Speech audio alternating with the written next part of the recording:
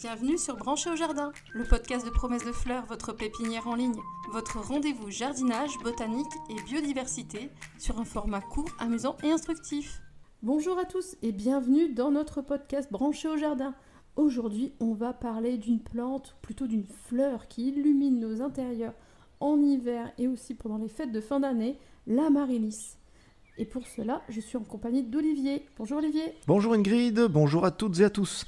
Alors l'amaryllis, c'est vrai, c'est une plante qui a une fleur qui est absolument majestueuse, qui est très colorée et qui est franchement pas si compliquée à cultiver dans nos intérieurs quand on connaît 2 ou 3 astuces. Exactement. Alors pour commencer, est-ce que tu peux nous faire une petite présentation de la star du jour ? Tu parles de moi, c'est ça?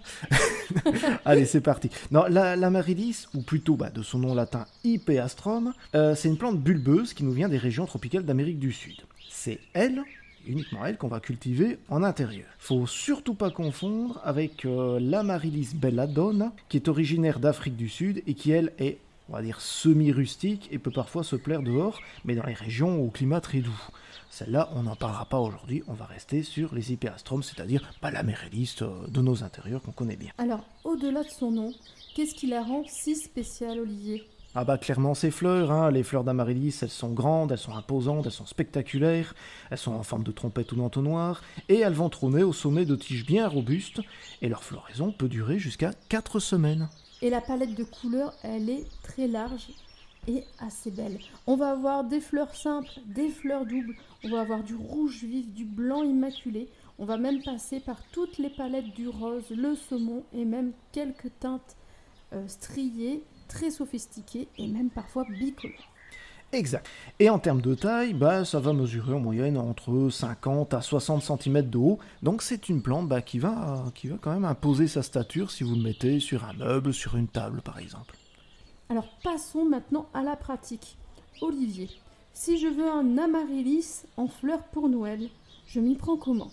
Eh bien, c'est simple. On va considérer qu'il faut 6 à 10 semaines pour que les fleurs s'épanouissent. Donc, tu vas le planter, on va dire fin octobre, début novembre. Normalement, ce sera en fleurs pile à l'heure pour les fêtes. Normalement. Et alors, tu plantes le bulbe comment ?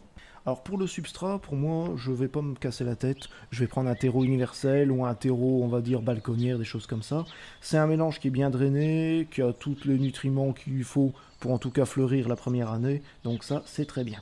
On va choisir un pot pas trop grand, pas trop petit. On va dire un chouïa plus large que votre bulbe. Il doit être percé de trous de drainage, évidemment, pour éviter que l'eau ne reste dans le pot et vienne pourrir le bulbe. Et le bulbe, on va le planter, on va dire, au moins avec le tiers supérieur qui va dépasser du substrat. Donc moi, parfois, je fais moitié-moitié. Et toi, tu me disais, Ingrid, que tu plantais plutôt 2 tiers dans le terreau et un tiers qui dépassait, c'est ça? Oui, 2 tiers dans le terreau, 1 tiers qui dépasse. Et côté arrosage, Olivier ? Alors, le côté arrosage, au début, c'est-à-dire jusqu'à ce que la tige vraiment apparaisse, on va avoir un arrosage léger. On va arroser un petit peu une fois par semaine. On va laisser le substrat sécher entre 2 arrosages, pas plus, quoi. Ensuite, on va augmenter progressivement, parce que là, la plante, elle pousse, elle a besoin d'eau. Et on va placer notre bulbe plutôt dans un endroit lumineux et chaud, autour de 20 degrés. Et maintenant qu'on a toutes les astuces, j'aimerais prolonger ma floraison, Olivier. Comment je peux faire ? On va jouer sur... on va en fait planter plusieurs bulbes, mais à intervalles réguliers. Donc on va commencer les premiers, mi-octobre par exemple, donc ils vont fleurir relativement tôt. Et puis les autres, on va les planter dans un substrat fin octobre, et puis encore les autres plutôt mi-novembre. Et ainsi, ils vont se suivre plusieurs semaines environ, quasiment tout l'hiver. Et une fois que les fleurs ont fané, qu'est-ce qu'on fait de notre bulbe d'amaryllis ? Alors, si tu veux que ton bulbe ait une chance de refleurir l'année suivante, on va couper les fleurs fanées, environ à 2 ou 3 cm au-dessus du bulbe.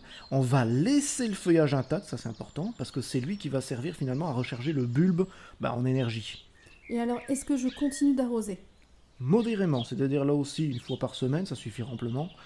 Tu peux ajouter un tout petit peu d'engrais pour plantes fleuries 2 fois par mois, c'est pas mal, un petit engrais liquide, ça aidera aussi le bulbe à se recharger en nutriments. Et ensuite, on va placer le pot dans un endroit un peu plus frais, entre 10 et 15 degrés, pour une période de dormance d'environ 3 mois. Et alors on voit souvent que le feuillage de l'amaryllis fane en été. Donc là on touche à rien. Et qu'est-ce qu'on fait ensuite ? On attend que le feuillage soit totalement fané, ça veut dire que le bulbe a repris tout ce qu'il lui fallait du feuillage en gros. Et là, on va commencer à reprendre les arrosages de façon un petit peu plus soutenue. Si nécessaire, on peut aussi changer les premiers centimètres de terreau, ça fait jamais de mal. Et alors, avec un peu de patience et énormément de chance, normalement l'amaryllis devrait refleurir. C'est pas gagné à tous les coups, on tient à prévenir quand même nos auditeurs. Merci beaucoup Olivier pour tous ces conseils. On espère que ce podcast vous a plu et on vous dit à très bientôt pour un nouveau podcast. Et si vous avez d'autres questions sur les amaryllis ou sur d'autres plantes, n'hésitez pas à vous balader sur le site Promesse de Fleurs. C'est bourré d'articles, bourré de conseils, bourré de vidéos, bourré de podcasts. Bref, vous pouvez y passer des heures. N'hésitez pas, c'est le bon moment vu que pour l'instant, au jardin, on ne sait pas faire grand-chose. Donc restez bien au chaud et parcourez notre site. Merci à toutes et à tous.